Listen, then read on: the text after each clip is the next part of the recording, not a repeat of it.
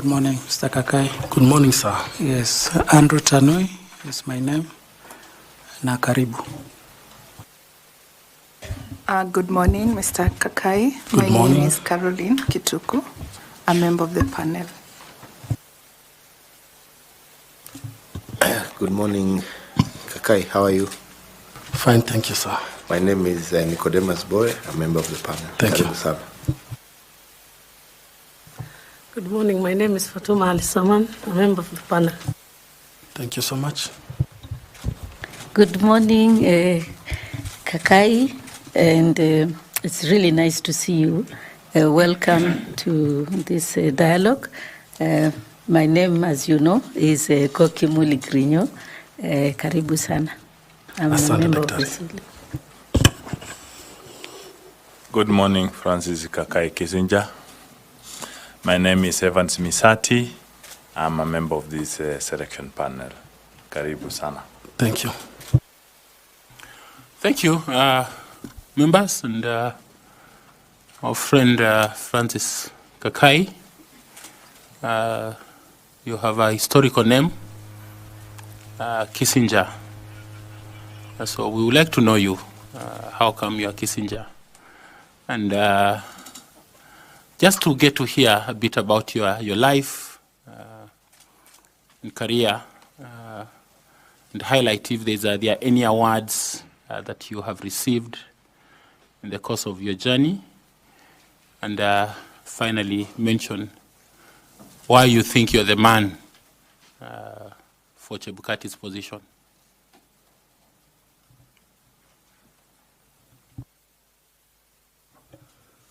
Thank you, Speaker. Thank you, members of the panel.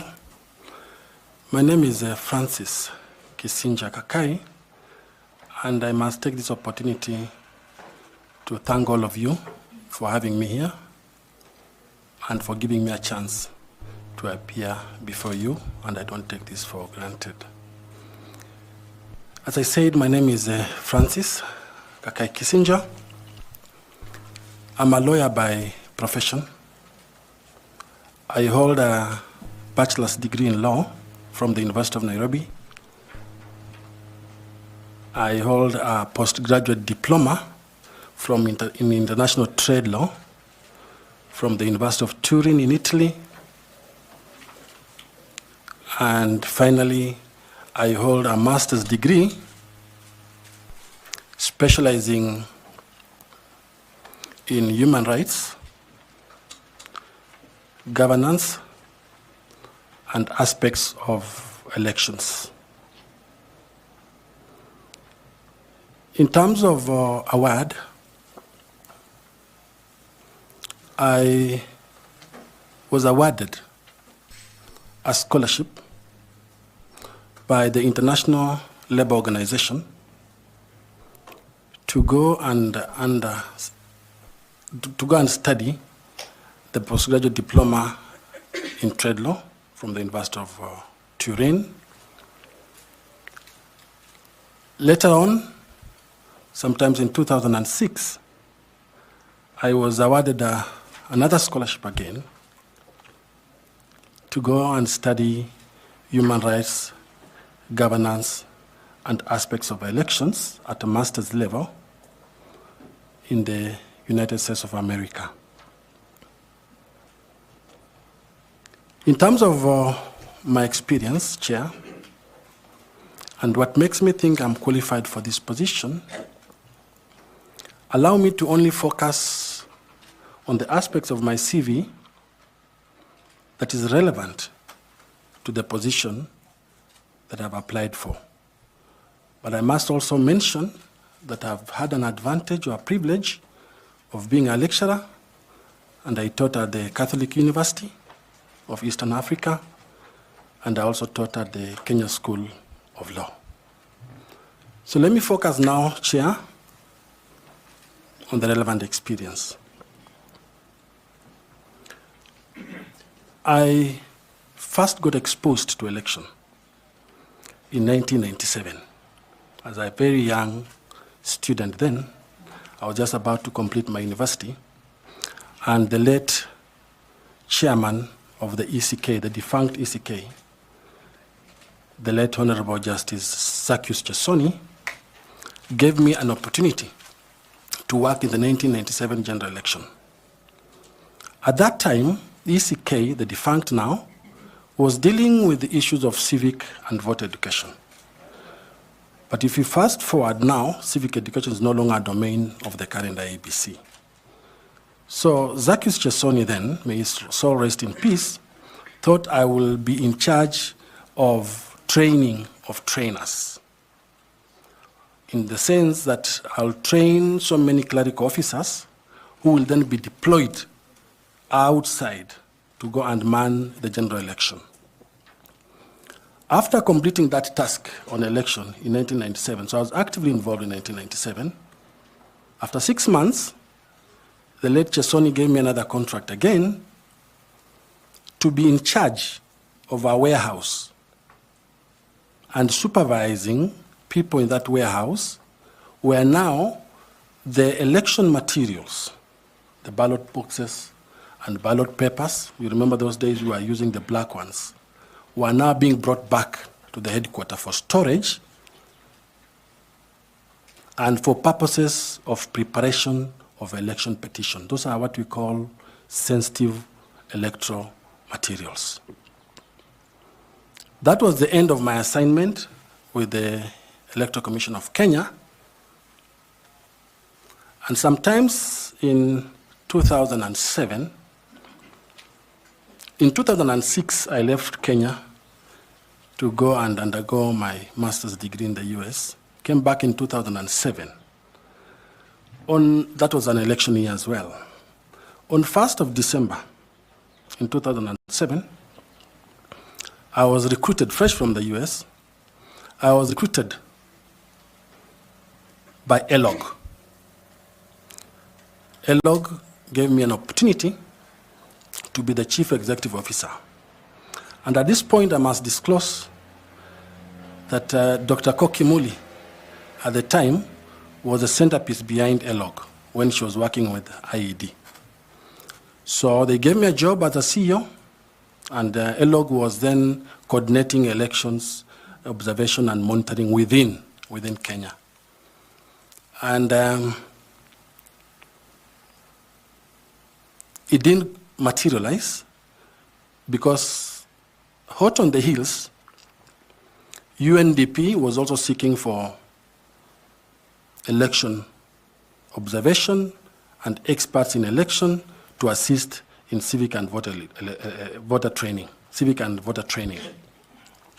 So my good friend, Dr. Karuti Kanyinga, had acquired a very huge consultancy with the UNDP. And Karuti Kanyinga reached out to me and said I should join the team to go around the country carrying out civic and voter education. So I joined the team, and I was allocated two provinces. At the time, we used to call them provinces. I was allocated 2 provinces, the Rift Valley and Western. My responsibility was to go through and engage with all stakeholders, known and unknown, in election matters. So the churches, the civil society, the CBOs, politicians, candidates, and so forth, to train them on civic and voter education. That engagement was very successful, and we went into election. After my engagement with the UNDP, I then joined and was recruited by the German Technical Corporation. German Technical Corporation is a German government-based organization that supports governments and civil society in this country. So I was hired as a senior governance advisor, and I worked there supporting, that time, 2 main institutions as a governance advisor. I was supporting the Ethics and Anti-Corruption Commission on matters surrounding combating corruption, and I was supporting the Ministry of Justice. We had a program at the time called GJLOS. So I was at the center of it. After my tenure as a senior governance advisor from GIZ, I joined government, and at that time, the institutions, the new constitution was in place, and many institutions were looking for means and ways of enhancing the operation of those institutions. So I joined the judiciary. I joined the judiciary as a deputy chief registrar of that institution. That was around 2011. And at the same time, while at the judiciary, the management of the judiciary then thought it's wise to appoint me as a director of a new program that I was tasked to begin. And that program was called the Judiciary Performance Project. So, my responsibility then in the judiciary was to focus more on the day-to-day operation and management of the institution, because as a deputy chief registrar, you're also basically in the administration. And I was tasked with fundraising for funds from the World Bank, and I designed at that time, with the help of other colleagues there, the JP project, and we were able to raise 120 million US dollars. Those were the monies that eventually found themselves in the judiciary under that project with the World Bank, and it was meant for expansion of courts. It was meant for having IT infrastructure in the courts. It was meant for buying equipments in the courts to ensure that we have at least 47 high courts, at least a high court in each county. After my tenure at the judiciary, I went back to a setting mode. And I remembered that I loved election. And my mind took me back to election. And the then chairman of the African Union, Her Excellency Dr. Dlamini Zuma, was having a program of election observation and recruited me as a coordinator of elections with a specific allocation of countries within Africa. Because in a year you will have one election or two elections running in a country, and my work was basically to go around those countries to monitor and observe elections in those countries. I took the job seriously, and that job changed my perspective on election, because I was able, as I speak now, to do about 8 countries in Africa, 8 countries in Africa on elections.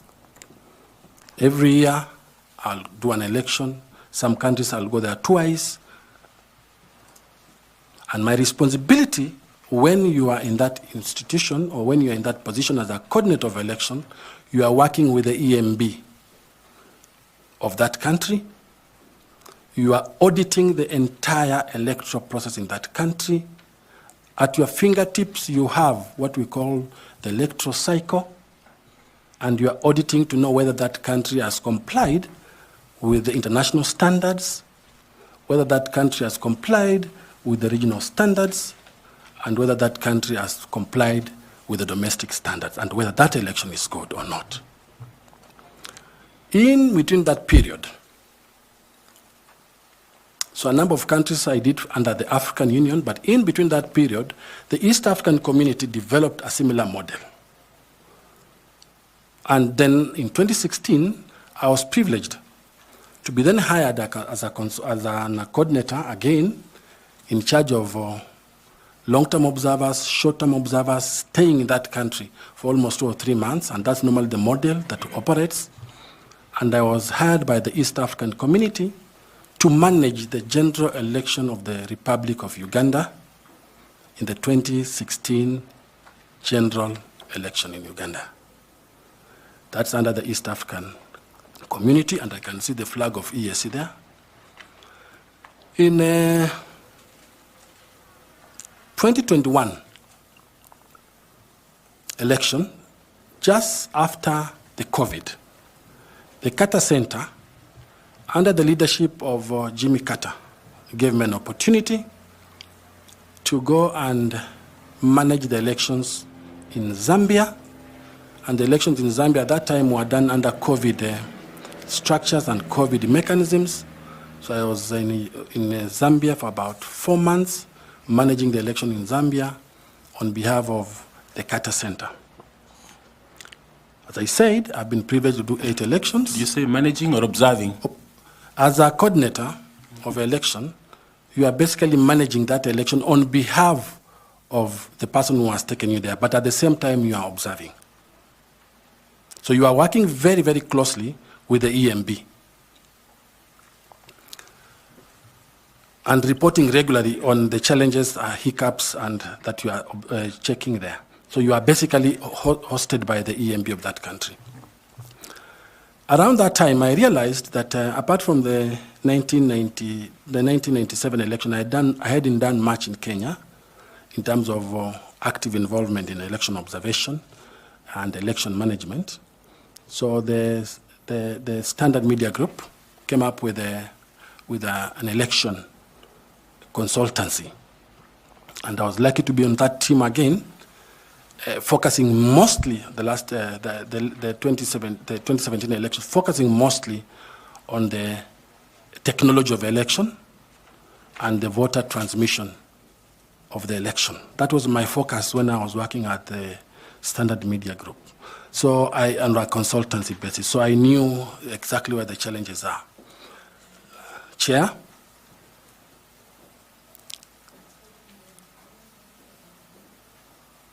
I have experience at my fingertips when it comes to auditing an entire electoral process. I know what happens on voter registration. Like right now, I know where we're going to have a challenge on voter registration. I know the basics of solving that problem. I remember that our former head of state, who was my head of mission in the Zambia election, now is the president of Ghana. That time he was in the opposition. He told me, make it simple. Election is not complex. Make it simple. If you remember the decision of the Supreme Court on the nullification, if you remember Justice Mwilu was asking I think it's fair enough for your introduction. You will speak to those other things around elections as we go by.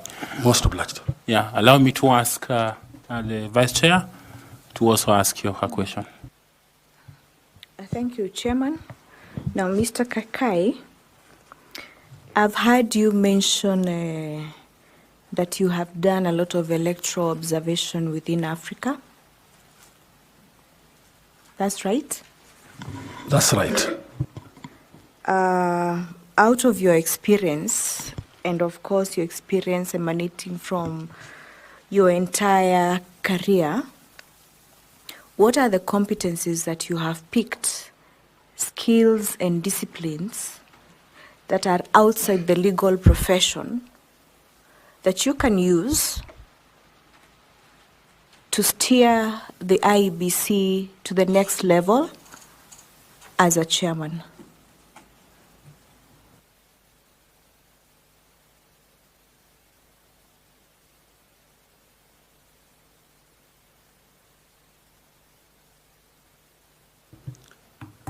Thank you for that question. As you observe elections, and I said 8 countries have consolidated certain skills and in essence acquiring them as now my call of nature in terms of election. One, you need to understand administration.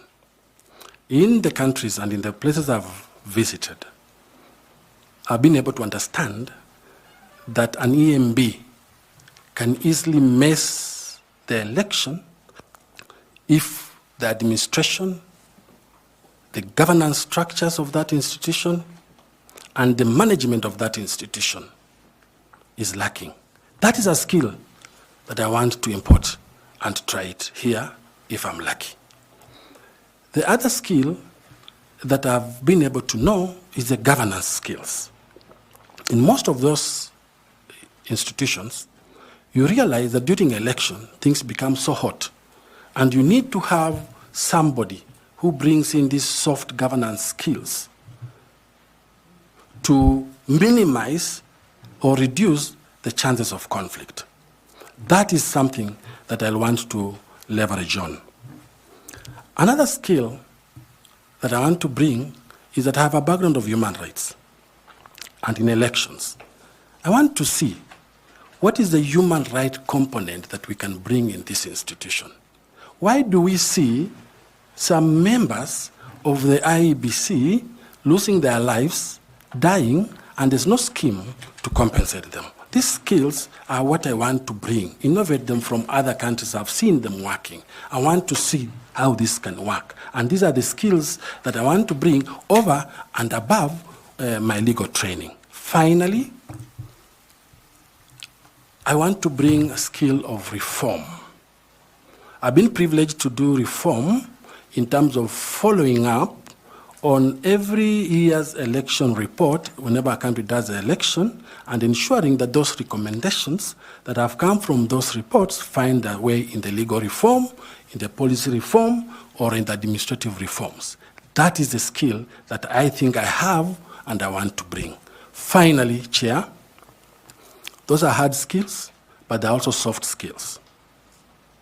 You cannot manage an EMB if you don't have soft skills of how to manage it, if you don't know how to have synergy in an organization, if you don't know how to be a team player, if you don't know how to manage conflict, even the slightest of the conflict, you must have those soft skills, and I possess them. Thank you. Mr. Kakai, do you think that having mediation and arbitration skills is important for the job that you are now here for? Yes. As a lawyer, I also participate in mediation. And if I reflect, for example, if I may answer that question with the help of experience, if I remember the last election, if there was any attempt for mediation, it will have solved what we witnessed. So mediation is a critical tool that a chair of IEBC can utilize. And you can call in any mediator to help if you can't mediate, but it's a softer tool of assisting to calm down things. Thank you, Mr. Kakai. Now, to just conclude, please tell this panel whether in your journey, in your career journey, you have had an instance where you have been tested and your leadership skills have come through at a point where there have been maybe an instance of pressure and conflict and maybe external influence. On election, I said that I've done 8 countries, and one country, without naming that country, we were doing a report, and the report wasn't looking very good on them in terms of participation of women in elections.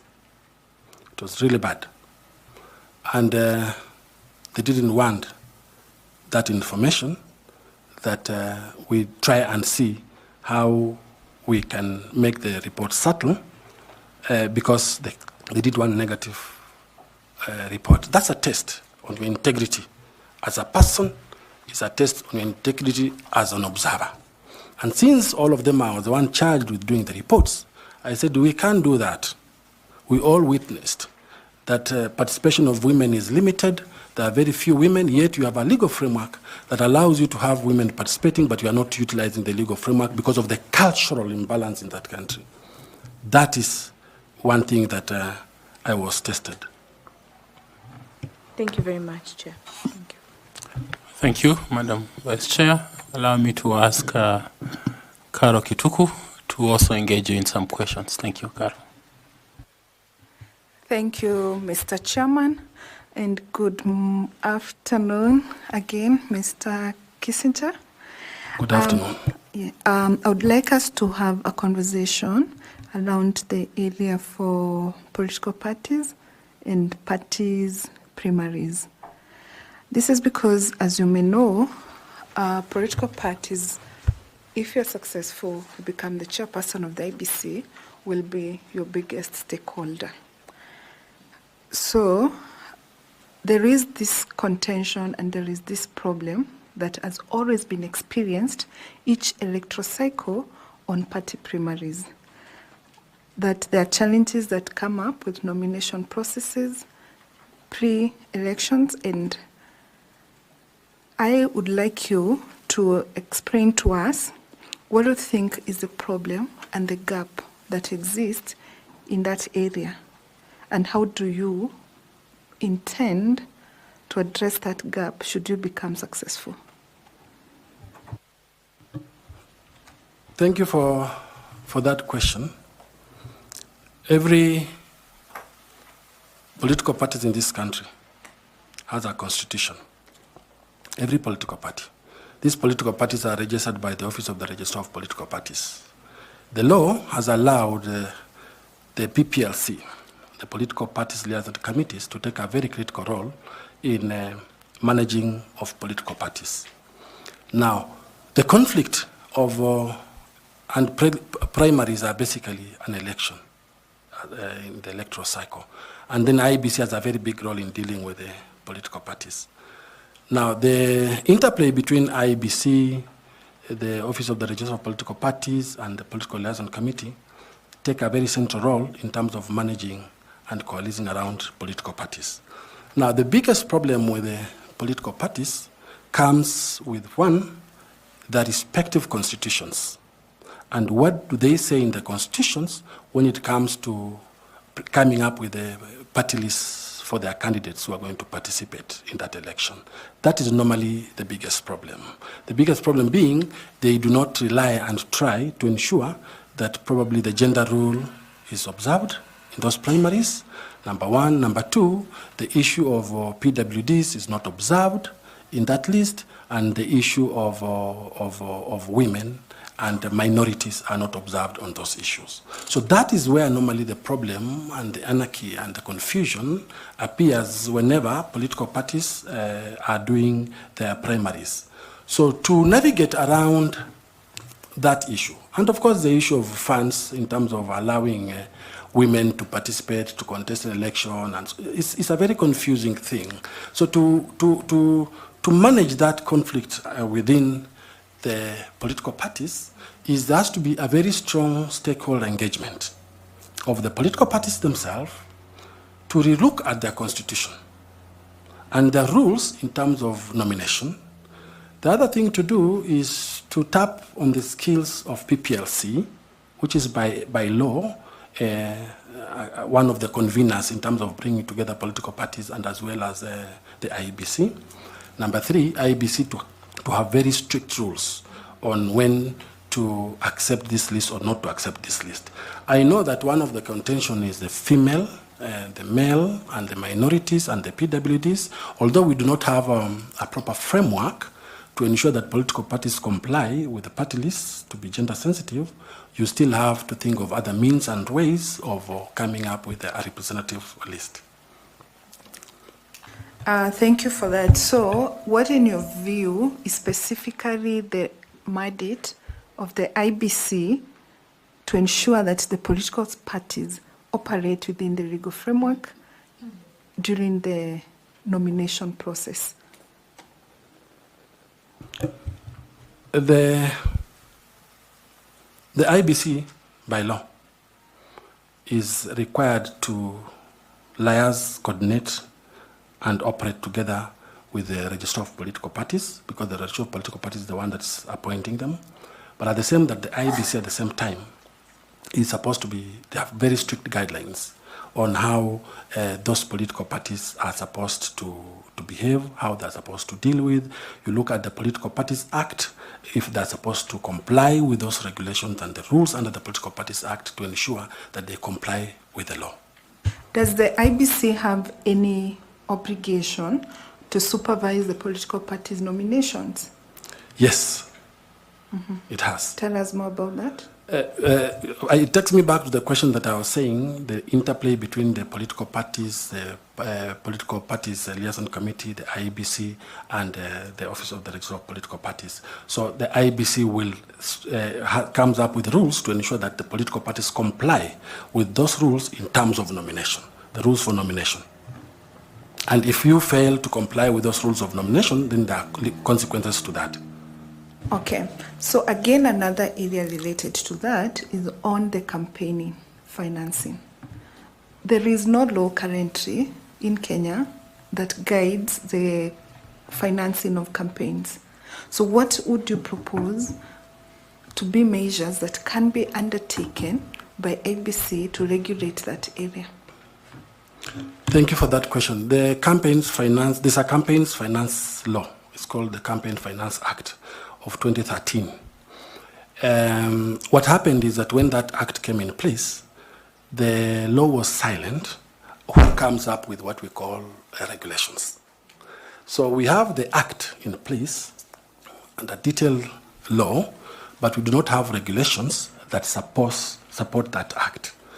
This matter has been litigated, for your information, and there are several courts that have opined on this issue. And the courts have said that you do not need Parliament to enact regulations. So the solution, and it will always be a problem in Kenya, we are going in the election in the next 2 years, it will be a problem. The solution to this, if you remember what I said, simplicity, is to allow IEBC to do its work, and IEBC to come up with regulations on finance campaign, which will supplement the Finance Campaign Act of 2013. Who should allow? Is to allow. The law. Who should allow? Chair, the law allows IEBC to come up with finance regulations. So IEBC has to do its work. It's only through that that you will have an election that is contested fairly, because finances is an important thing in elections. Thank you. So if you have looked at the 2022 post-election review report, it has identified some of the significant challenges that exist in the conduct of party primaries in regard to transparency and fairness. Now, should you be successful and you become the chairperson of the IEBC, what specific measures would you propose that would be put in place by the IEBC to enhance the integrity and credibility of the nomination process for parties? I think, thank you for that question. Then the simple answer comes to one, serious stakeholder engagement of those political parties, IEBC, PPLC, ORP. First thing. Number two is to look at the nomination rules that exist and identify various gaps that are there to enhance electoral process. And when you are looking at these nomination rules, you must ask yourself whether those nomination rules speak to the spirit of the Constitution. What is required in the Constitution for nomination, what is expected of the Constitution in terms of nomination, the outlook, and whether those rules speak to the Constitution and the spirit of the law. Those are the tangible things that I will have to deal with. Maybe your views, we use technology in voting. What would you propose? Like, what do you think should happen? Can we promote the use of technology in party nominations? Thank you. We have KIMS kit. And this KIMS kit starts all the way from registration, voting, all through to candidates, and then the transmission of results. So it's a comprehensive system. Now, the use of technology is something that we must continue aspiring to do.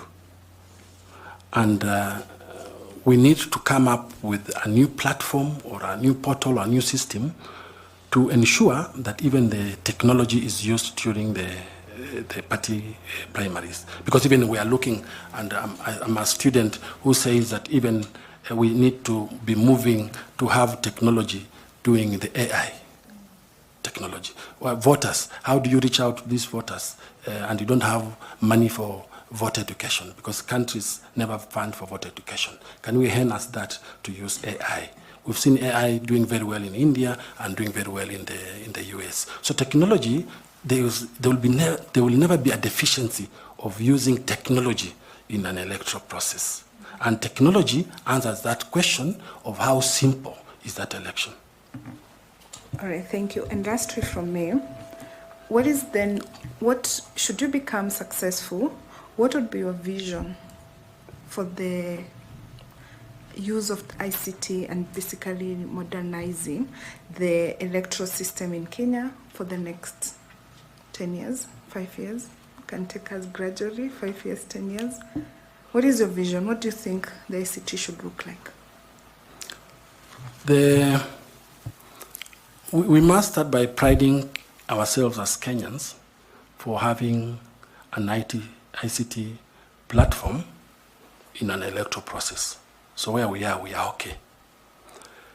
What we need to do, and my vision will be, what are these other IT platforms or IT-related ideas that we can add to the election to make it more transparent, to make it easy, and to make it accessible to everybody. For example,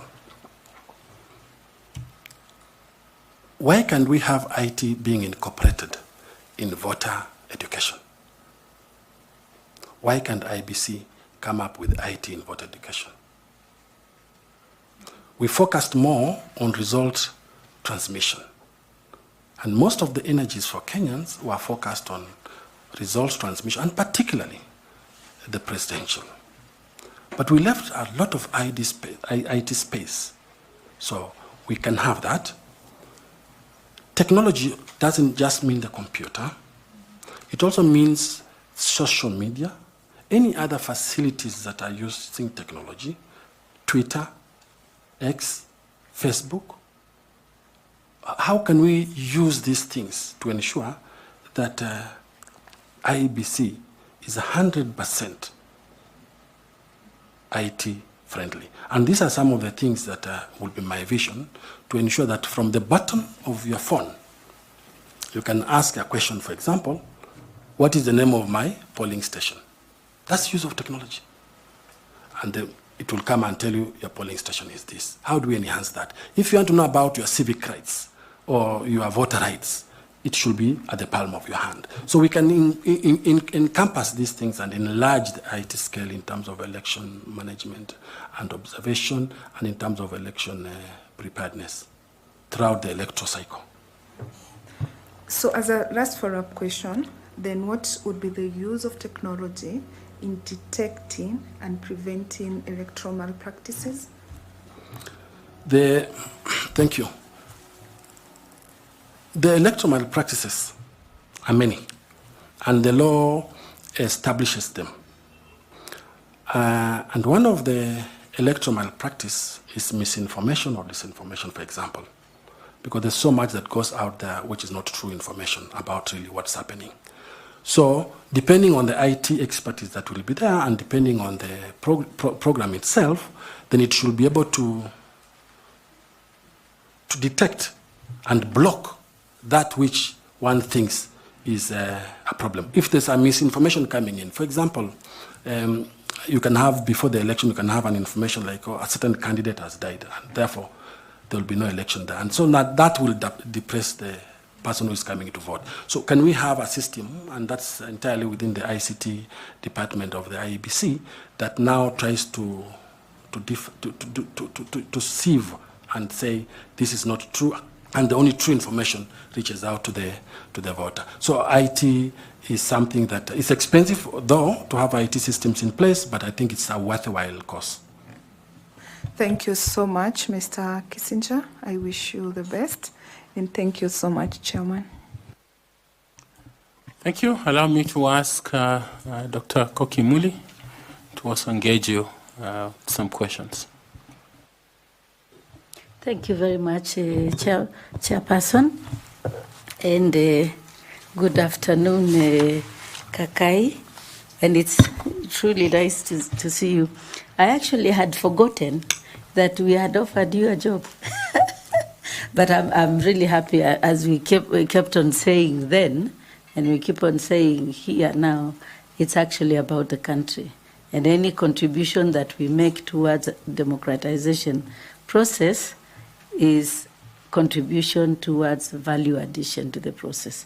So I'm very happy that you actually, I remember the conversation around whether to work for IEBC or not, the election management body. At the time, it used to be better than now.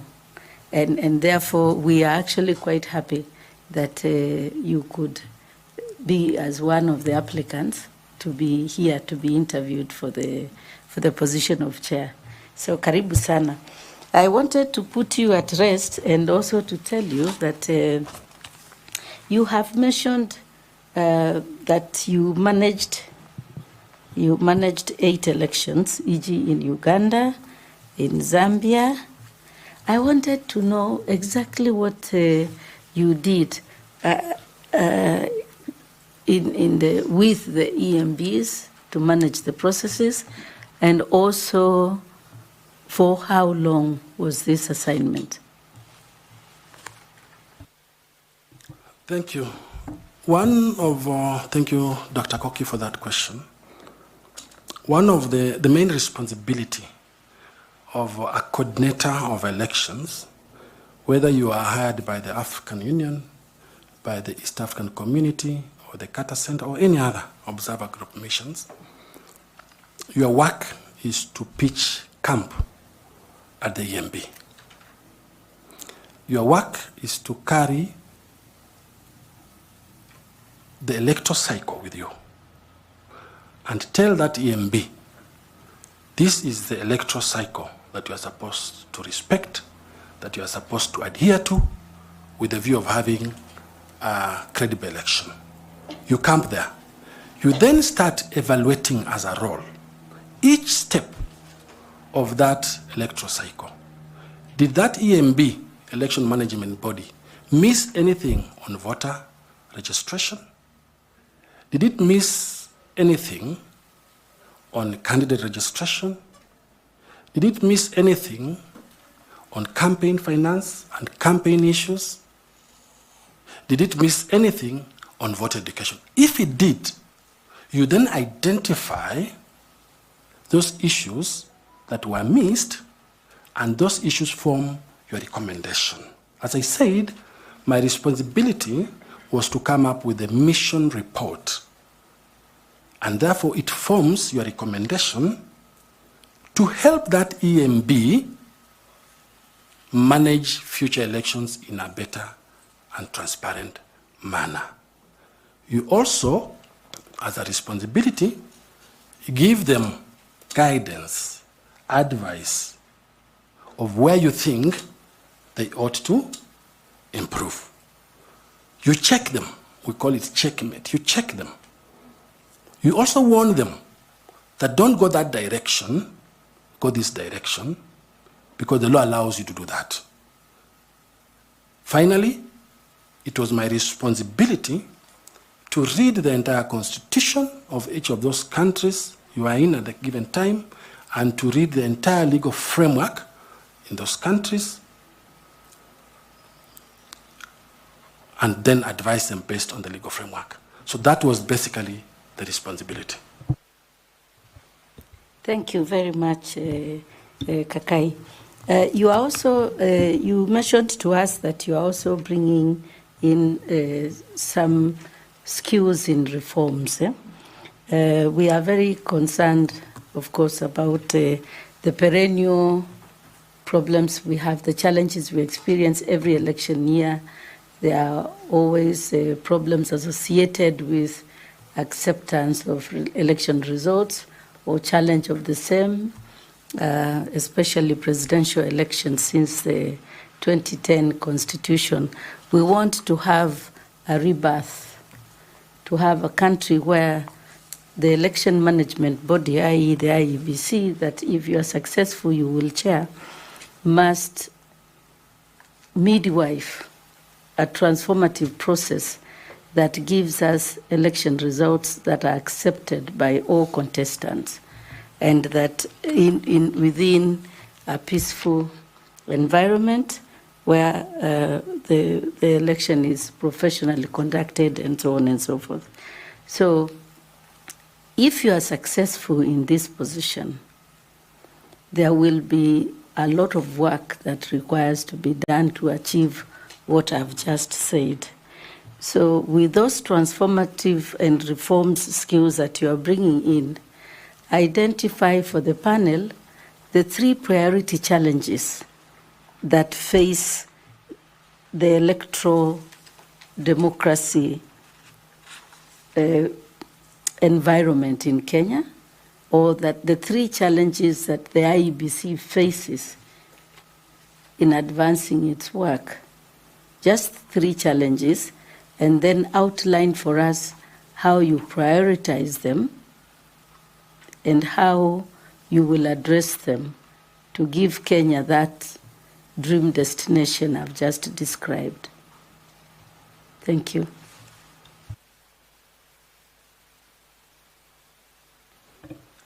Thank you, Dr. Koki.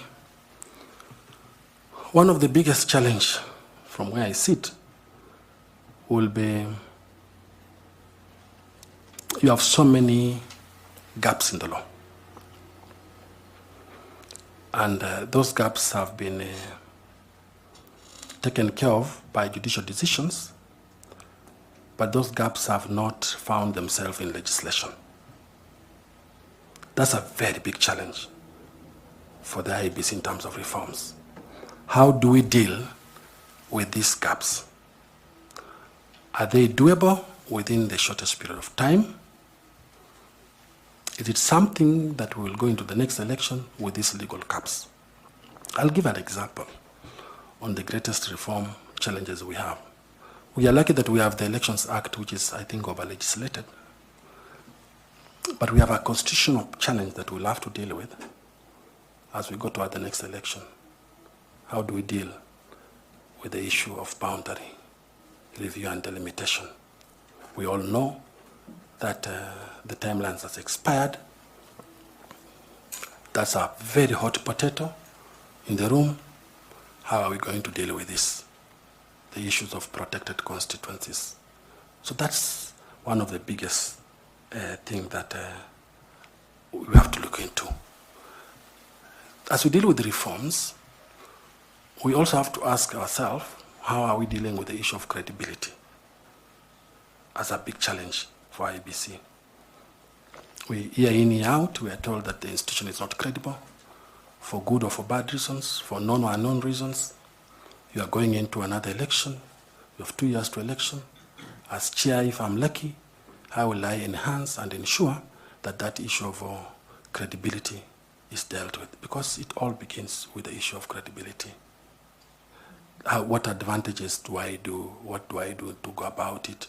And how do I bring stakeholders in place to deal with it? Finally, the other challenge I foresee in terms of this is the lack of IEBC Act. The lack of IEBC Act Section 18 allows the formation of the IEBC Fund. We don't have it, and the IEBC Fund will have been good to ensure that those monies that are not coming from the exchequer are acquired from other development partners to enhance the electoral process. So those are some of the issues that I can touch on, and I've tried to say how I can deal with them in terms of reform and in terms of lobbying and negotiating with relevant institutions to ensure that this proper legislation and things take place for the purpose of having a credible election. Thank you very much, Kakai. Thank you very much, Chair. Thank you very much. Allow me to ask FCPA Tanui to also ask some questions. Thank you, Chair, and welcome, Bwana Kakai. Now, let me start. I was looking at your documents, and I saw that at some point at the judiciary, you were the accounting officer. What circumstances are under? At what point did you become an accounting officer for the judiciary?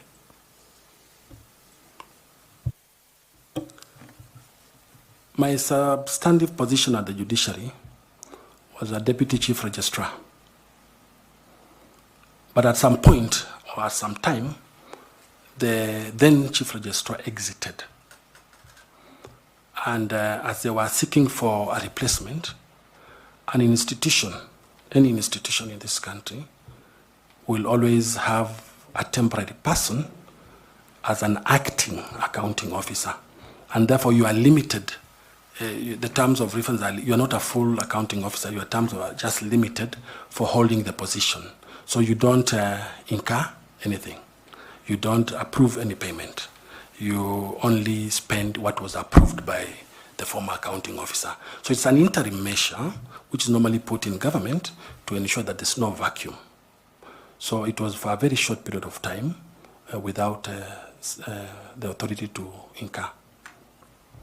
Now, with that experience of being an accounting officer, you will note that other than Teacher Service Commission, the other constitutional commission that has the highest allocation of funding is actually IEBC.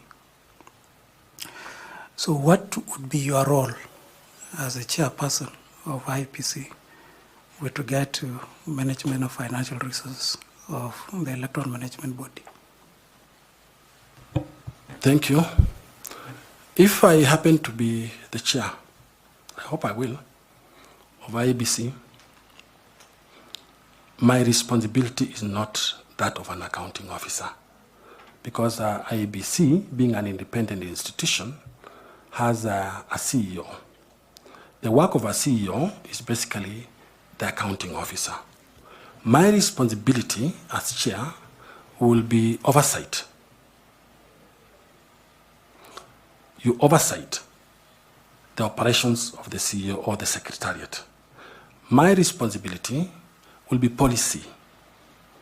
You form and come up with the policies with the help of the other commissioners, and you do that.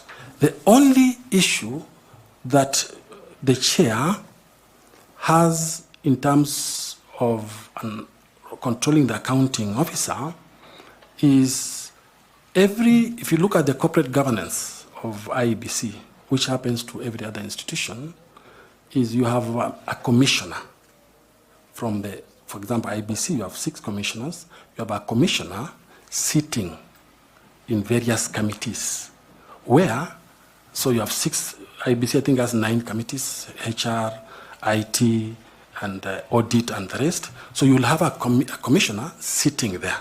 It is that commissioner who will be sitting as a member who will give you briefs in terms of corporate governance and accountability mechanisms that are enshrined on the CEO. So the chair only receives it at plenary, those reports, but you are not involved at all with the day-to-day operation in terms of an accounting officer. The only part you get involved is when probably the accounting officer briefs you and tells you we need to go to Bunge and push for more funds, we need to go to this and lobby for more money, we need to have these development partners who are coming in to give us funds, but you'll have policy briefs in terms of your role. So your role as chair, you restrict yourself to your lane to avoid unnecessary squabbles within the institution. Now, following it up or down, because you've said as a chair there will be a commissioner responsible for finances and reporting.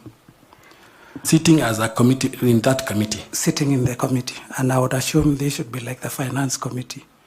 And I think there are 7 committees at IEBC. Correct. So there will be a commissioner. So what will be the role of this commissioner in this specific committee? And I want to follow that with the last petition of 2022 elections, and there was one of the senior councils who made a statement that it is not the work of commissioners of IEBC, whether in majority or minority, to procure services. So what would be the role of that commissioner in any of the committees that will be set up? One of the good practices of governance and corporate management, even if you look at Mwongozo, for example, is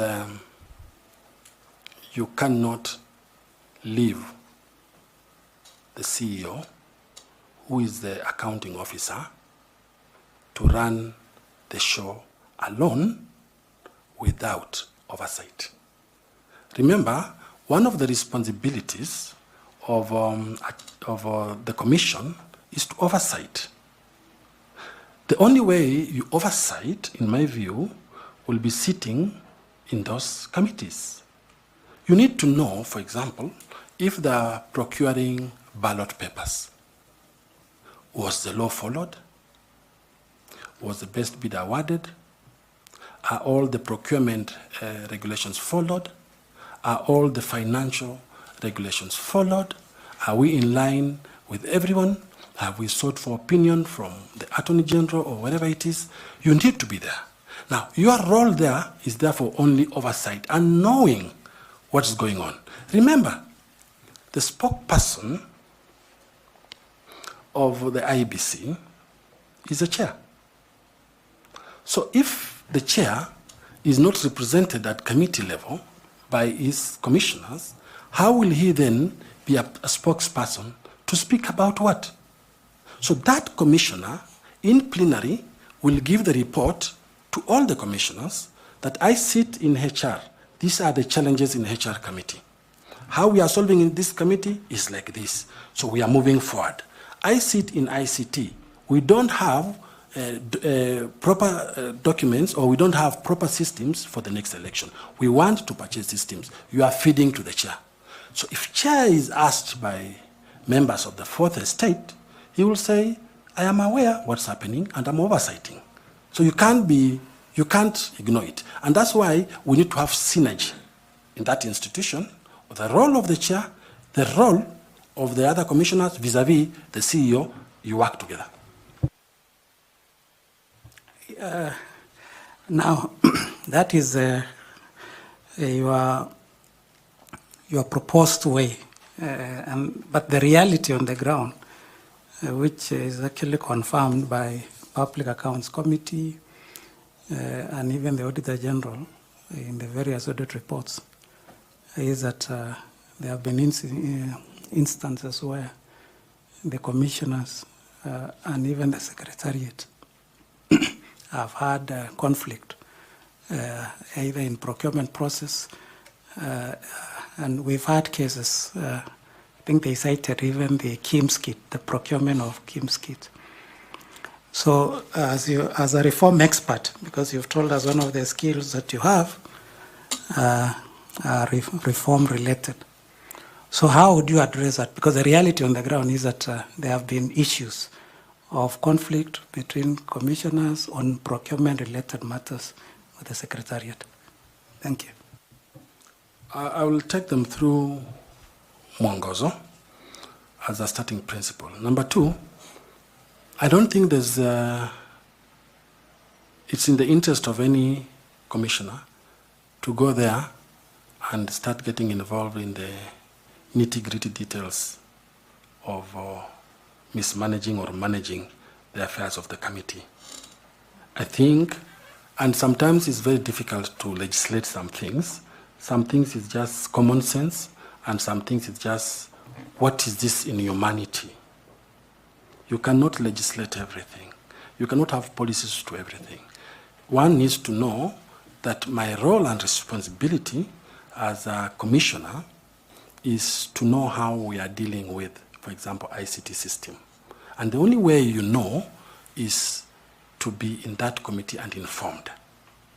But then when you are there, you need to keep your lane and know that my responsibility ends here. You are there for the good of the country. Because unless you oversight, suppose the CEO missteps, suppose you are not aware that we don't have voting materials in place on time, who will explain that? You need to have, you are in the kitchen. You are not cooking, but you are aware that elections is going on and you want to understand where we are. So the reason why that is there in terms of corporate governance is just synergy, relationship, and communication, which is being enhanced from the secretariat, the day-to-day running of the institution, and coming to the policy oversight and legislation. So I think that it's difficult to reform that area. It is just recalling and telling people to do the right thing. Now, I've heard you mention about Mwongozo severally, Code of Governance. Is Mwongozo applicable to constitutional commissions and more so IEBC? And secondly, in light of the ruling, there was Engineer Kamau, if you followed the case of Engineer Kamau, the CS, Charity Ngilu, with the EACC, where during that time there were no commissioners at EACC, and they were prosecuted, and they went to court, and they said there were no commissioners at EACC. And in that ruling, it is actually said that the commission is the commissioners. It is not the secretary.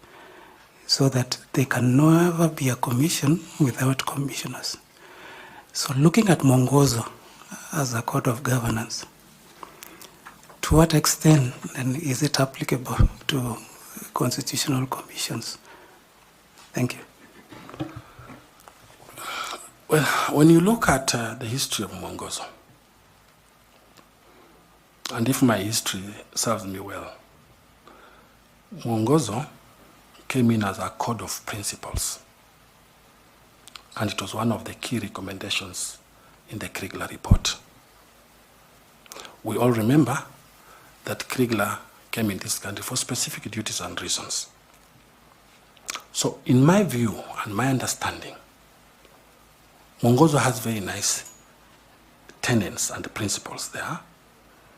And those principles come or flow in with the spirit of the Constitution. So it will still be applicable to any independent commission and has gained prominence in the public sector. So there's nothing wrong, and the IEBC cannot be limited to the tenets that are enshrined in Mwongozo, because it's all about transparency, accountability, fairness, and just how you manage the board meetings, who signs the minutes. If you have an objection, why should you write an objection? There's a book that you sign into, and so forth. So these are principles that we can't wish away and are applicable to the public sector. Lastly, you did mention about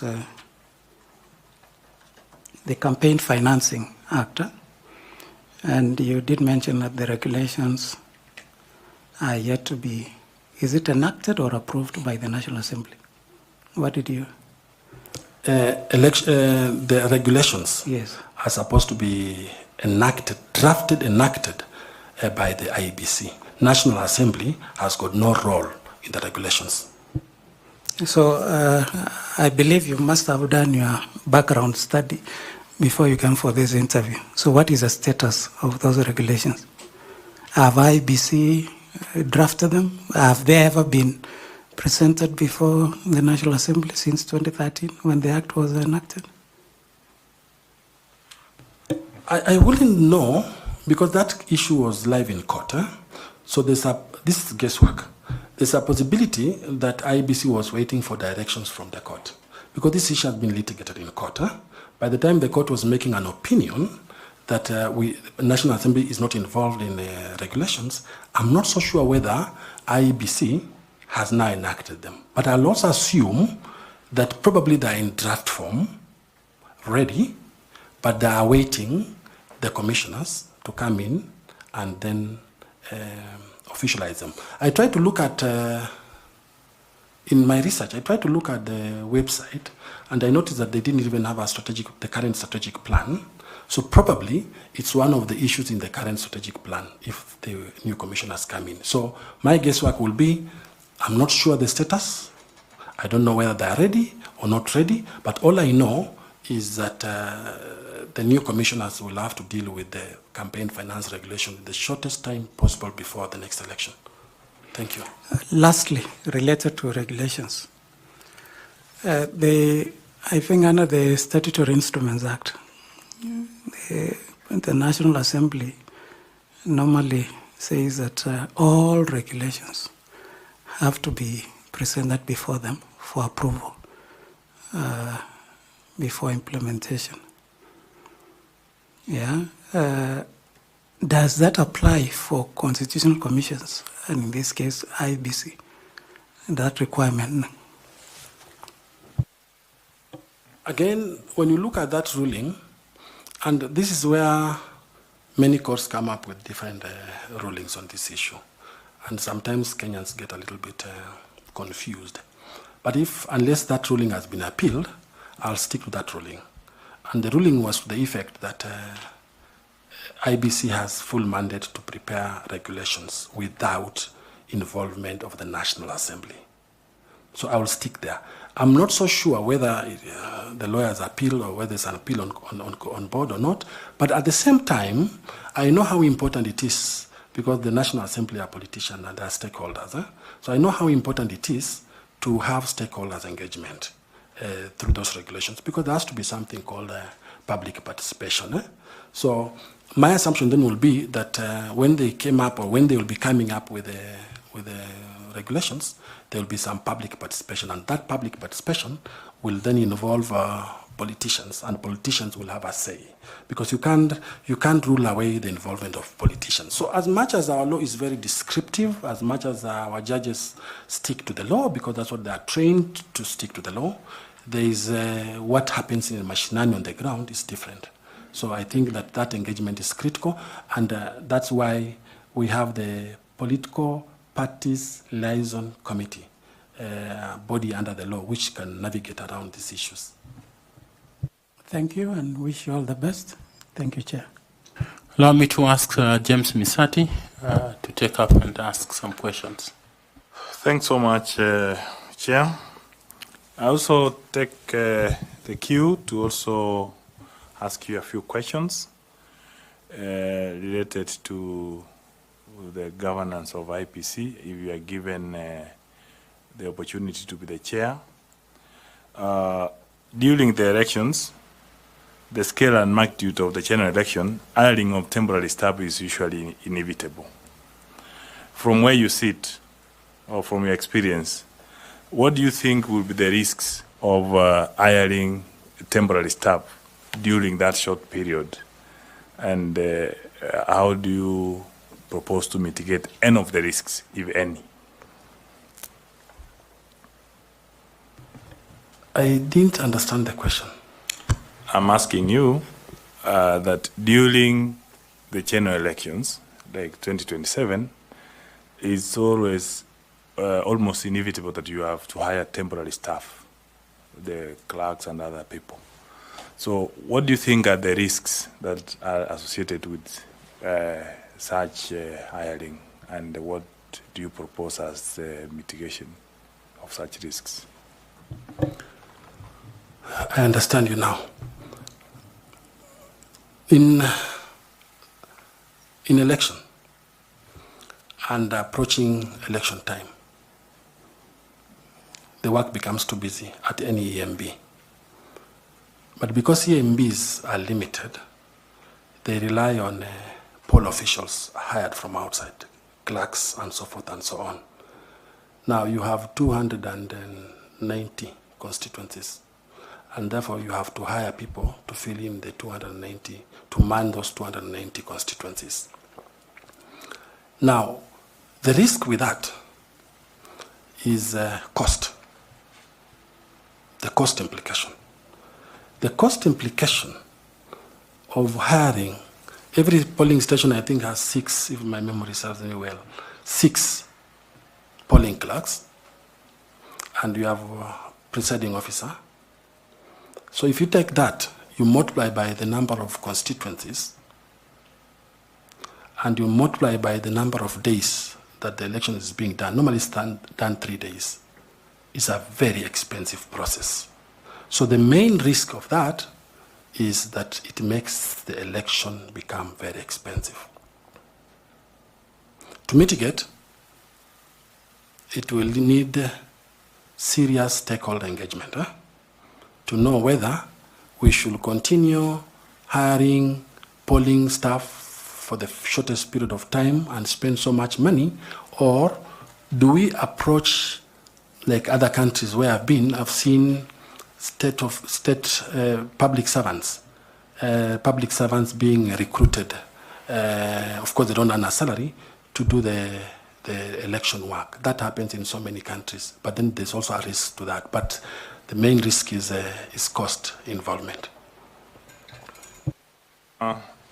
Sorry, I may guide you a bit. Where the major risks we can talk about, because when you talk about cost, if you are practically going to be the chairman of IPC, you should be aware that the number of polling stations are already known. So there is no way you can say that the costs will be a risk. The risk we may be talking about issues of security risks, the issues of logistics, and maybe getting people to the system to handle documents who are not well trained. Because I should not think that the issue of cost should arise, because I should expect that if you are chair of IPC, you should be able to plan early enough, because that's where the cost is factored in from Treasury. So issues of logistics, issues of lack of adequate training, those are some of the risks we can think of. That's for your guide. Thank you. Because getting in new people, you may not know them. They have been proposed by politicians and other things. Now, the other thing I want to ask you in relation to the governance of IPC, if you get an opportunity and you are the chair of IPC, several reports have been talking about the conflicts between the Secretariat and the commissioners. What do you think you'll be able to propose to finish those perceived conflicts once and for all? Thank you, Mr. Misati, for that question.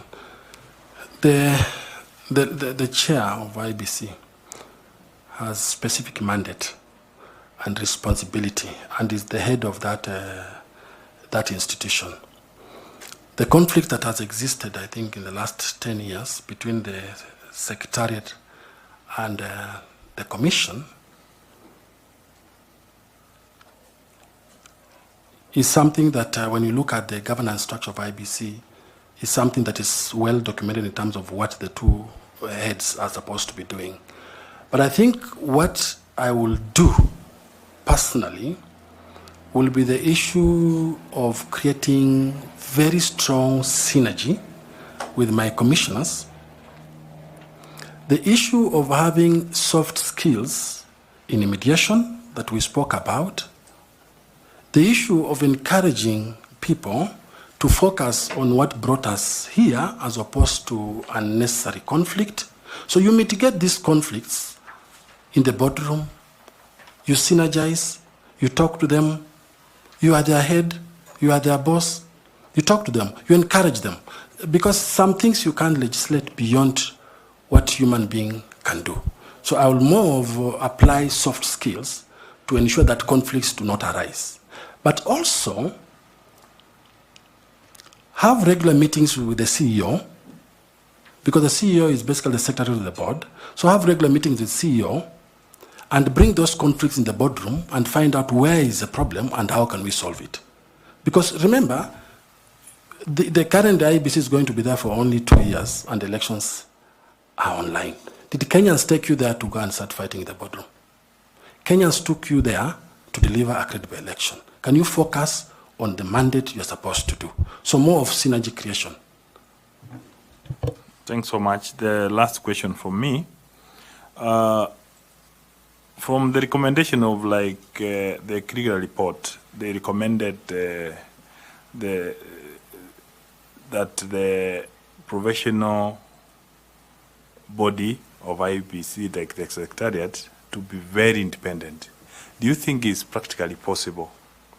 Because Krieger report to professionalize election management by making the Secretariat fully independent in its operation duties. Do you think such recommendation is practically possible in our current situation?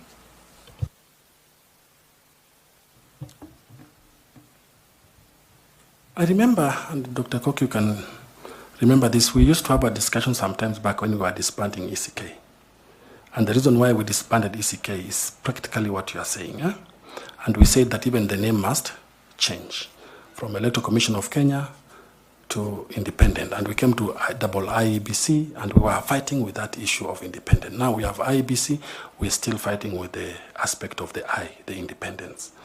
So for me, from the old school thinking, as long as you have the law, and the law prescribes you to be independent, then you are independent. It's the responsibility, therefore, of the chairman. Sorry, you didn't get my question. I'm saying the Krieger report recommended to the Secretariat of IPC to be independent on its own. Is it practically possible from where you sit? I was actually coming there, but I was taking a longer route. So, you can't, I think it's very difficult. In my view, it's very, very difficult to have the Secretariat independent from who?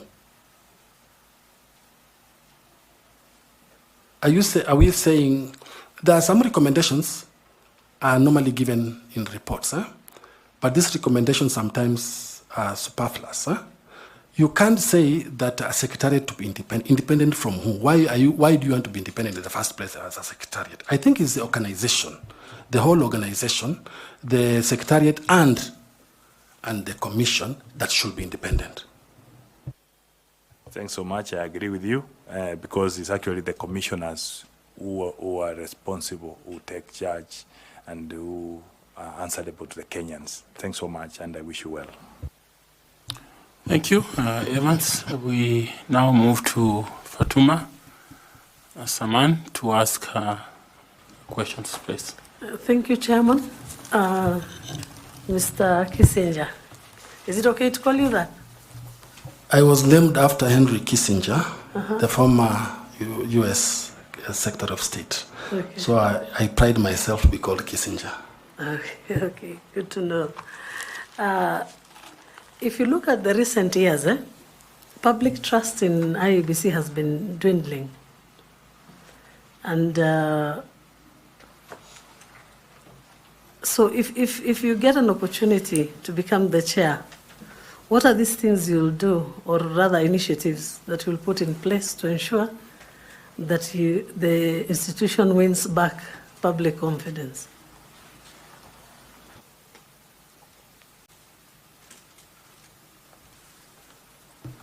Thank you. Trust will always be a challenge to any EMB. We have a trust deficit, a trust issue with the IEBC. Some of the practical things we can do is increased stakeholder engagement.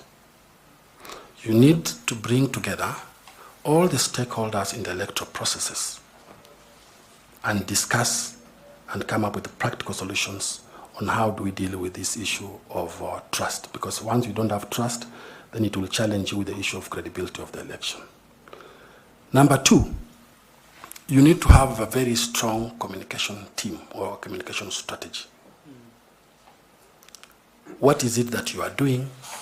You need to be as transparent as possible. You need to open your doors and your windows to everybody, every voter, every Kenyan to understand what you are doing. You need to communicate. You need to be felt. You need to be everywhere. That's the only way you increase the issue of trust. The electoral processes, again, from beginning of voter registration, you need to be very transparent. If members of the public are saying the voter register is not proper, is not updated, explain to them. Increase their trust. Explain to them why the voter register is not updated.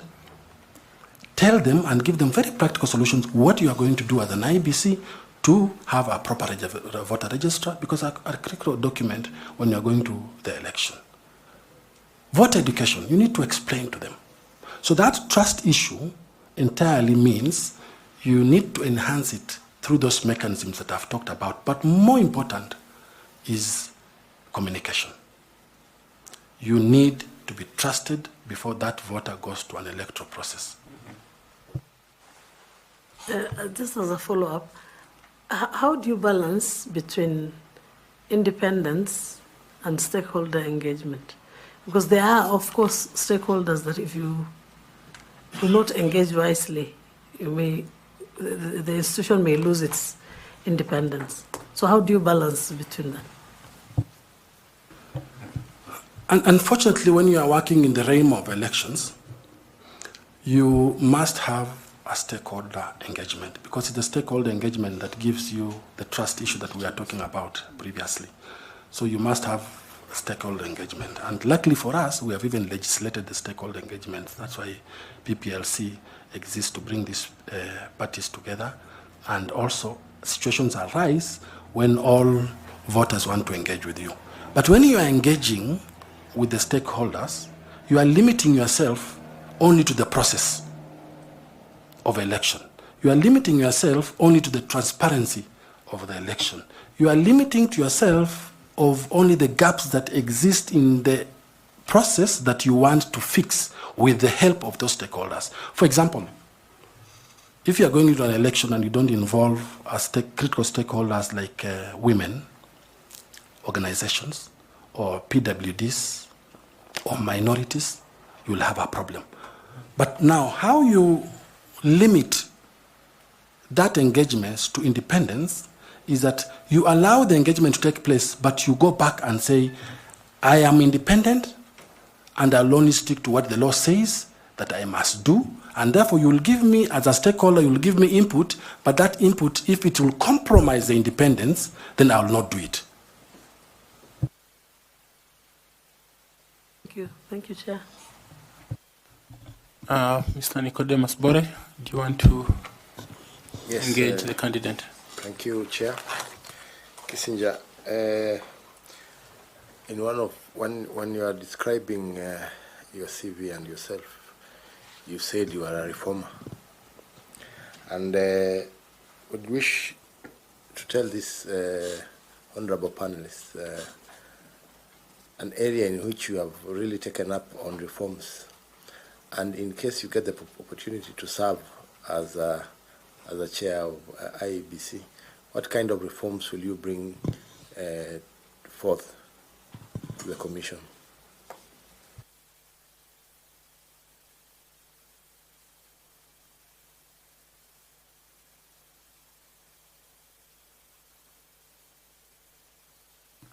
Thank you very much. Yes, I am a reformer. And I must have mentioned that I also worked in human rights for a very long period of time. And human rights and reform are brothers, cousins.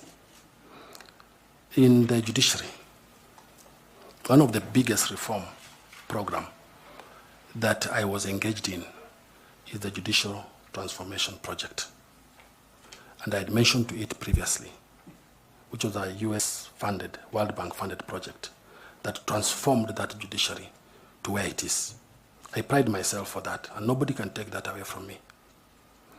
When it comes to other reforms, I said that I was in the GIZ, the German Technical Corporation.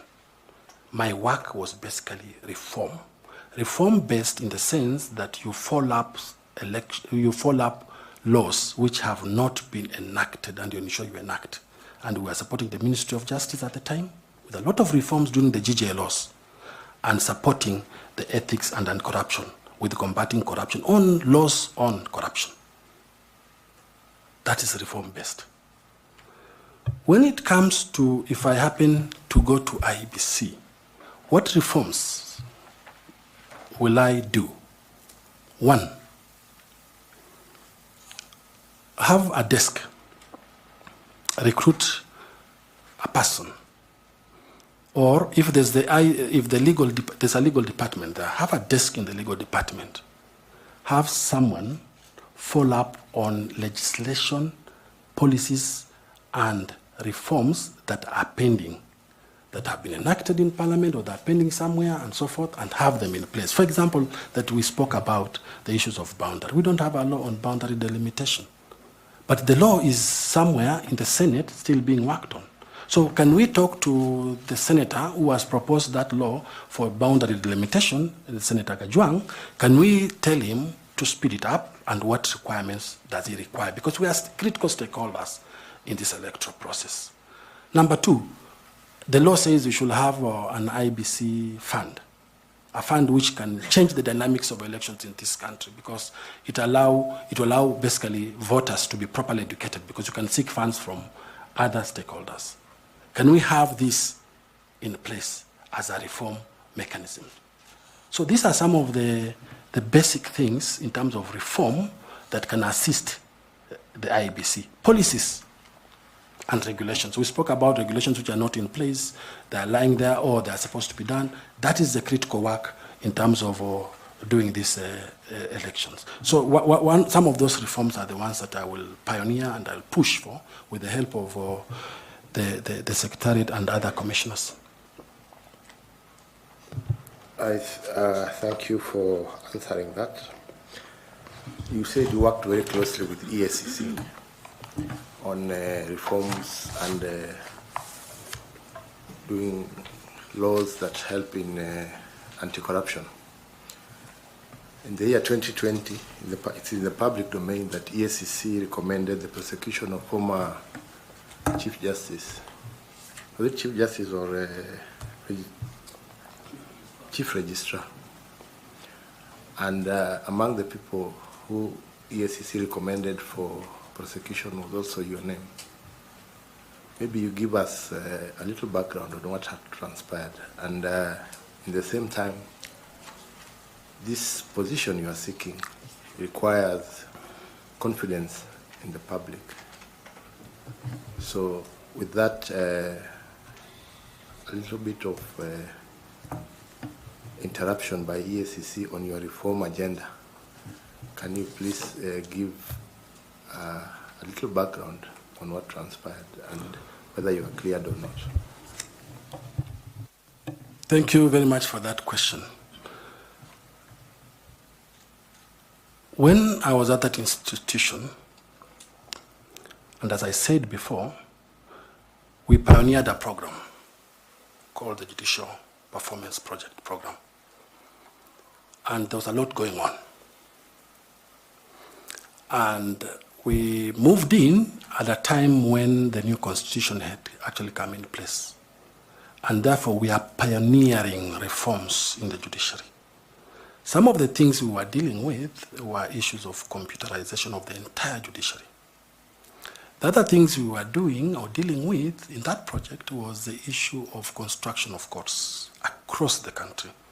And we had a target, said we want to have about 47 courts in each county. For now, they have them in each county. That was the project. In the process, and this project had a lot of financial scrutiny. In the process of implementing that project, there was a lot of miscommunication.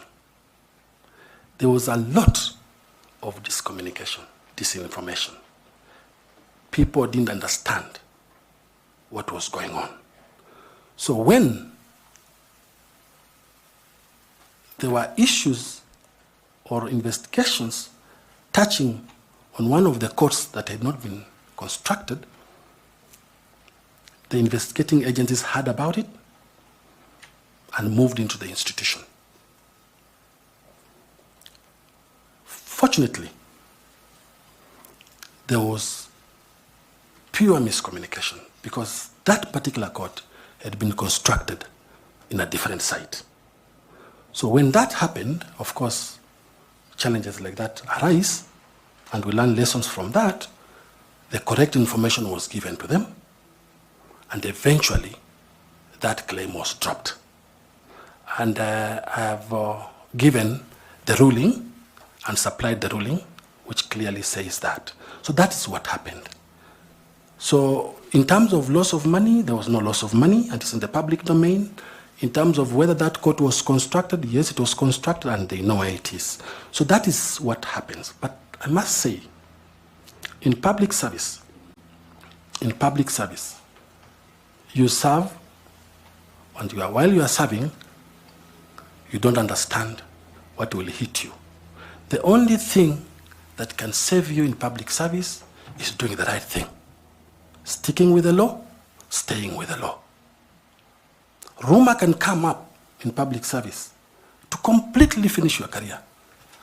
But in the eventuality, in the long run, you know, rumor twists and turns, but truth stays straight and narrow. In the eventuality, I was vindicated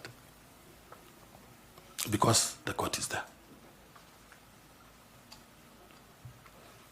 So it wasn't about a palatial home for the Chief Justice. It was about a court. There was that issue of the court that I've explained. There was also the issue that arose about the house. And eventually, the only claim at the time about that, and it's good that I talk about it, the only claim at that time that that house had been purchased without a cabinet memo. You know, for purchase of a house at the time, you needed a cabinet memo from the president. We had just come into that institution with the exit of President Mwai Kibaki. This was the new administration. Government documents, when there's change of government, takes forever to get them. When that memo eventually was established and found where it was, it spoke the truth. What the management was doing was only implementing what the cabinet memo by the former president had said. But because there was change of government, there was no memo to be traced. We had a challenge with that. But eventually, that was also withdrawn. Thank you, Chair. So, Bwana Kakai, were you dismissed from the judiciary or you left at will? When you are serving public service and such kind of allegations come in, definitely you will be told to go. Thank you. Until you are cleared. So as an advocate, after clearance, did you seek redress? At that time, I decided to forgive, because some of those things were done by people I didn't understand. But because I'm a Christian, I forgave. And I moved on and started doing other things, including these election issues. So I forgave them. So in the records in Kenya, is that you have been dismissed for gross misconduct, for violating public procurement law in Kenya? No, that will not be the law.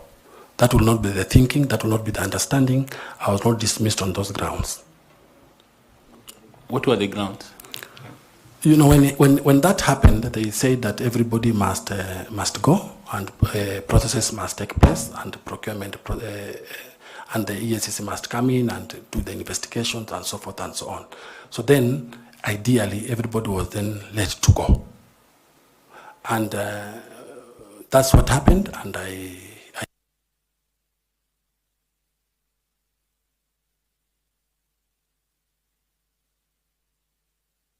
Checking your documents, there are some rulings that you've put in your documents, and those rulings were, I think there are two rulings. one at the Magistrates Court and another one at the High Court. And actually, it was about withdrawal of the case by DPP. But I've not heard you mention anything about it. Or that's a different case from what my colleague had just asked. Oh, thank you. It's not clear what you're explaining and Okay. what the documentation that you've submitted. Thank you very much. Thank you. I think what I've submitted are 2 rulings. And those 2 rulings were the ones that withdrew those criminal cases that were there. The ones that I spoke about, the CJ House and also the Mavoko Court. Those are the rulings that I've submitted. And that's the ruling that came from the High Court when the cases were withdrawn. And they're on record. Okay, Caro, do you want to engage a bit? Yes, Chairman, thank you. So, Mr. Kakai, the cases were withdrawn under Section 210? Or on what basis did the DPP withdraw the cases?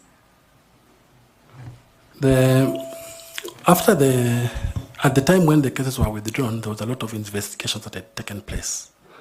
And then the DPP moved the court saying that he wants those cases withdrawn. And that's under what the circumstance under which the DPP withdrew those cases. And when you look at that ruling, it explains under what circumstances the DPP withdrew that case. So it was withdrawn. Chair, let me follow again.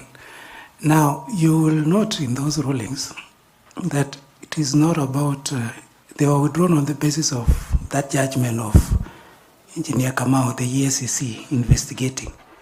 So it's not about the culpability.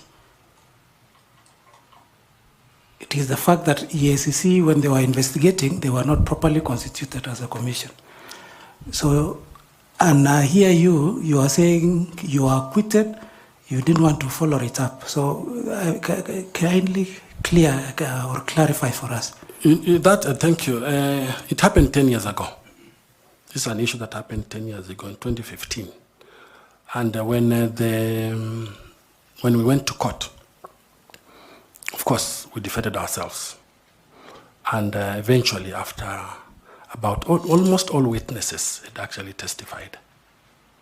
And at that time, in his wisdom, and looking at Engineer Kamau's case, because that was an active case at the time, in his opinion, then the DPP felt that he would withdraw those allegations. For the last 10 years, since the withdrawal of those cases, I've not had any complaint, I've not had anything from them, there's no active case, in short, that is existing in court. Okay, thank you. Professor Adams Law. Thank you, Chair. Kakai Kissinger, I've had occasion to work with you in some projects. You can see how members have come up to inquire on these cases against you. And they're doing so because a person who wants to be an IEBC chairperson, or if that person becomes the IEBC chairperson, they usually face intense scrutiny. And you can see the questions are coming because all these responses you have given, or all the questions that would have been asked, would not have been asked if during your introduction, when you talked about your tenure in the judiciary, if you had come up openly and said that I left the judiciary in this manner? Because the only thing you talked about and repeated was the reforms you brought, all that. But when it comes to where there was some cloud, you remained silent. Yet IEBC is an institution that has low trust, as you told us. And therefore, with all these questions that have come, and with all the clarifications that you have had to make, as you sit there as Kakai Kissinger, if the panelists are having questions, you can rest assured Kenyans are also having questions. Look at them and tell them why, despite all those clouds on integrity, they still should trust you to be the IEBC chairman. Thank you very much. My integrity is unquestionable. My integrity is unquestionable. I have worked in public service, and I worked in that judiciary. I left that judiciary with my understanding that I was a victim, with my understanding that you can be in a place of work and something hits you without knowing where that thing came from. Not all public officers, ladies and gentlemen, not all public officers who are dragged and taken to court are guilty of what they're accused of. Remember, I was a deputy. Remember, I was doing my functions to the best of my ability. If I knew by any insights or any reason that I have a questionable integrity question, then I wouldn't have applied. I applied knowing very well, with clarity of mind, that I'll walk the path of truth. That I'll come here, I knew I was coming, I applied. I'll come here and tell the panel what transpired. I liked what Chairman said when we began this conversation, and he said, this is a conversation. And indeed it has turned out to be a conversation, and it's part of the conversation. Kenyans should never, never, never accuse or hear something has happened to somebody and think that that person is associated with that thing. It's called the pitfalls of public service. So my integrity is unquestionable, and even before the eyes of God. Thank you.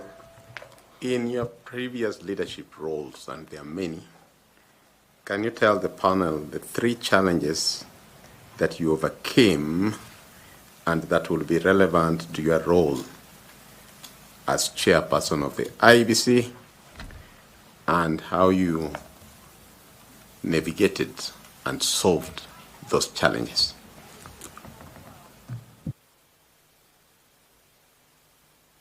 Don't have to be 3. If it is only 1, also you can just tell us 1. One of the biggest challenges that I've ever faced in my career and how I navigated around them was the issue of reforms that I was working on in the governance sector. It was very difficult during the GGL loss to push through any idea of reforms without going through a lot of bottlenecks. So that reform issue was a big challenge. How did I, and yet you want to reform because you want something to help you achieve what you want to achieve for the good of the country. So in GGL laws under the then Minister of Justice, what we did was to enlarge stakeholder consultation on those issues of reform, enlarge the capital, and explain to them the importance of these very salient reforms. So it's through enlargement of stakeholder engagement and communication that we were able to navigate that issue of reforms. That is the main obstacle that I engaged and how I managed it. Thank you, Chair. Thank you. Do you have some quick questions you want to ask, or do you want to allow me to follow up on something he has said? Maybe you follow up? Yes, or yeah, let me follow up, then you Then I come. come from the... I have a reference here from one called Gladys J. Boss, who claims that she knew you as she was a Deputy Chief Executive Officer at IEC, and that time you're working for GIZ, and that between 2011 and 2014, you worked under her as a Deputy Chief Registrar of the Judiciary. And says that while I was the Chief Registrar of the Judiciary at that time, during your tenure, she says, as the Deputy Registrar of Judiciary, Mr. Kakai Kissinger was allocated with overall duties and responsibilities, including day-to-day management of the judiciary, with the responsibility of overseeing this number of staff, employees, and external fundraising of projects. And she confirms that you managed what you have said, the Judicial Performance and Improvement Program, and recommends you highly, but seems to commend you in the things you have said, indeed, but seems to indicate, even though you have said you were a deputy, and that this matter that we have talked about, you seem to have had good responsibility and oversight over. And so I think for me, as sitting where I am, it will have been prudent for you to seek a judicial remedy, so that this is not a matter that is going to follow you if you seek a position in public service, because the matter remains documented, and it's not a good record for you. And for the position that you are seeking, we are required to be able to do due diligence over such matters. And you being an advocate of the High Court, then you should be able to seek remedy. But Carol has her hand up. I want to hear what she wants to say. Thank you so much, Mr. Chairman. Mr. Kakai, allow me to just follow up on a small issue from the court decision. I've had the chance to look at it, and yes, it's true that the court did allow the DPP to withdraw the case against you and your co-accused in that matter. Now, two things come to my mind. Number one, we have had a candidate who came here yesterday and told us that as a panel, as the selection panel that is recommending persons for appointment as chairperson and members of the IEBC, we should be looking for a candidate that, in his words, is like a Caesar's wife, beyond reproach. It's a very high standard of ethics and integrity, if you look at it in that way. Now, it is a fact that, indeed, at one point in your life, the EACC recommended to the DPP for your prosecution. It is also a fact that the DPP agreed with the findings and recommendations of the EACC and actually charged you in court. Sadly, that process did not come to an end because of perhaps a technical issue with the composition of the EACC. So as I sit here now, I am not able to say whether or not these alleged serious allegations about public finance, public procurement, and abuse of office, allegations against you were established and or not. So your name is still being dragged into the mind. So my concern is, since 2017, when they withdrew happened. I hear you when you say that the EACC, the DPP, has not taken any other action. There has been public outcry out there on the DPP's processes for withdrawal. So I just need to get your comment and clarification on whether or not there could have been political interferences. And I'm saying this very respectful and with very minded of who your co-accused persons were in that matter and the spaces they occupy today. Could there have been any political interferences why, subsequent to the constitution of the EACC, no other charges or any steps were taken? And what do you say about the fact that these allegations continue to follow you 10 years later, as you say? I don't, thank you very much for that question. I do not think, I'm not a politician, I can't speak on behalf of a politician, but I do not think that there was any political interference. As I explained earlier, the issues that arose at that time was pure miscommunication and not understanding what happened, and the EACC moved in. So I wouldn't think that there's any issue that political interference has happened, because this, as I said again, happened 10 years ago. In terms of the approach and in terms of my understanding to the process that took place, and I said and I repeat, we had gone through all the witnesses. And at the time when now EACC DPP was withdrawing, most of the witnesses had taken stand. And they knew clearly where the case was going to go. And they could see, because now the evidence was sufficient enough. I said here, and I repeat again, I am a person of high integrity. And I might have happened to be in a place at the wrong time, but that doesn't question my integrity at all. It is the only thing that, you can be in a right place, but at the wrong time, some bad luck, but I have got no question or no doubt about my integrity. Thank you, Mr. Kissi, for that assurance, and thank you, Mr. Chairman. Okay, Tanwi, if you don't have something to follow up, I will let Adams go. Yeah. I think he does have something to do. He has not answered your question, Chair. You ask him, if it were you, you would look for remedy. Yeah. And we didn't hear, what is your comment? I mean, you decide to leave it that way and forgive?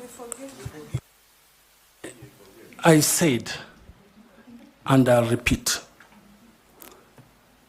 the turmoil I went through at that time, I will repeat, I'm a Christian, the turmoil I went through at that time, what those cases took me through, I turned to God and I forgave them. Okay, Professor Adams. Thank you, Kakai Kissi. From the presentations you have made, it's very clear that you're somebody who really understands the global electoral experiences. I think more than 8 and counting, where you have done either observation or been an expert.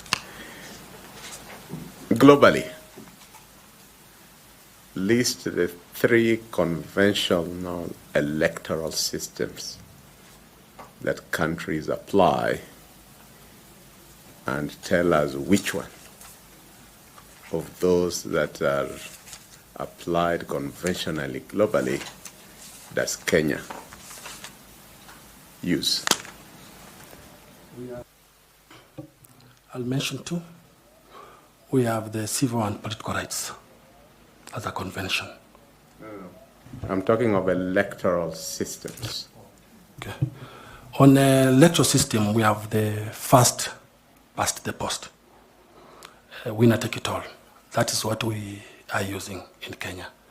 We have the mixed proportional representation.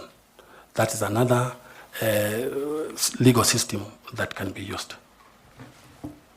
Okay.